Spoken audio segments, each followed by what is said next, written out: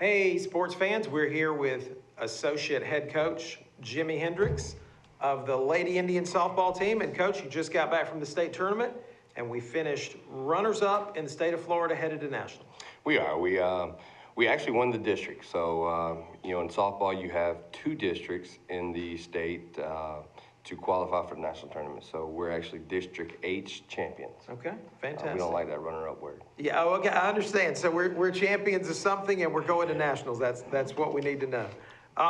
Coach, I know you're probably a little disappointed because obviously you went down there to bring home the big trophy and win the whole thing.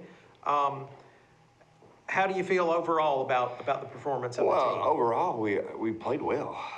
Even the game we lost, we came out and, we were nervous against that game. And then after that game, we played well. Yeah. The kids, seemed to mature in a night. Right.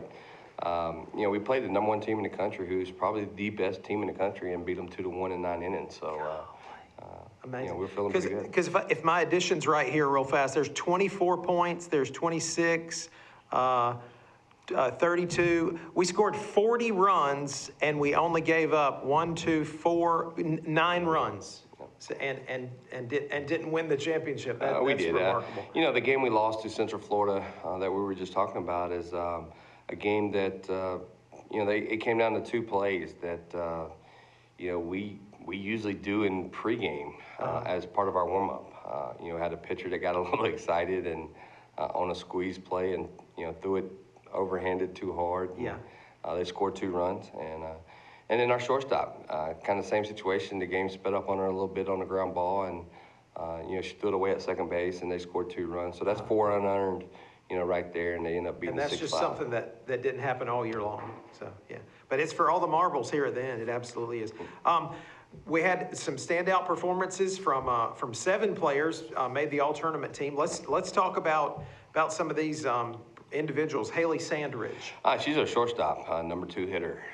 She was solid. Like I said, the one play she made against Central Florida that gave them 2 runs was not normal. Other than that, she played solid and she hit pretty good too. Yeah. Allie Clegg. Is a sophomore that started at third base. Started the tournament, not very good. Just kind of being honest there. And I think the 3rd game she turned it around, and the rest of the weekend she was on fire. I know against Florida Southwestern right there, she had the RBI to I think it was in the 4th inning that gave us the lead. She's going to be a mainstay right there in the national tournament, and hopefully she'll have a good weekend. Yeah. Ayla Infante. Yeah, Ayla is another sophomore that transferred in that got injured right there at the end of the season, and she had to do a lot of rehab to get ready for the state tournament, and even had some issues at the state tournament with the ankle. Played right field, played first base, was our number 3 hitter. We moved her up to our number 3 hitter and had some stuff there. The next kid, Michaela Lewin, is a freshman that is also an outfielder. We had 2 outfielders that made the team, so that was exciting. But I think she's batting 4th. We can name the rest of them too, but everybody in the lineup did something one game or the other. You're right. It wasn't just one person that carried us the whole weekend. It was the whole lineup. That's great. And you need that going into the national tournament. You need everybody to be hitting and contributing. Of course, Candela Figueroa, I mean, what can you say about her? Yeah, she, for the first 4 games, there wasn't an easy out. I think she got out a couple of times, but right. She led off 2 games with home runs. Yeah, I mean, that's incredible. One of the other games, she hit a home run. Against Central Florida, she hit a home run. The last game, she struggled a little bit, and I say struggled. She was over. I think she was over 2 with 2 walks. But, right. That's just part of the lineup that we had was, she did struggle the last game, but the bottom half picked her up. Right, but I'm reading the line, just like in the Seminole game. We beat Seminole 12-2. Figueroa was 4 for 5 with a home run, 2 RBIs, 3 runs scored, and a stolen base. I mean, good gracious. I mean, she's just an all-star. absolutely. She is. And then our sophomore, Amy Woodham, obviously did a great job on the mound for us. She did, and she was also named Pitcher of the Week. Okay. For FCSAA for her, pitching at the state tournament. And I don't remember the exact stats, but she was, I think she was 3-1 for the state tournament, and all 4 games were against nationally ranked teams. Man. And then she also threw, 9 innings the last game against Yeah. Florida Southwestern. Yeah. And those were the 2 hits. Let's talk about that Florida Southwestern. It was a little odd. Y'all started that game on May 5th, which was Sunday, and then you had a lightning delay in what inning? The 7th? We were actually about to start the 8th inning. Okay. And they just said, it's over, we're not playing today, and it got moved to the next day? Yeah, it started storming. Okay. Had the lightning delay for about 10 minutes, and then it stormed for about an hour. Okay. And the fields were underwater. And then so they moved it to the next day, which was the right call. Yeah. We couldn't have got it in that day. And So when you have a game that, an important game that's right in the middle and it stops, do you just start with the people on base and the number of outs and everything? yeah, luckily we didn't have that issue. It actually started about a minute before our first batter came up in the 8th inning. So Okay. it actually happened in between innings. Right. So it And- was a situation where, we started the 8th inning just like it's a new game. Right. And at proof that the good Lord loves Chipola better than all other teams, who did we lead off with? Well, and that's what we were thinking too. We let Yeah. off with Candela. Right. And she came in and actually had a great at bat and got a walk. Uh-huh. Our next batter, Haley, she ended up striking out.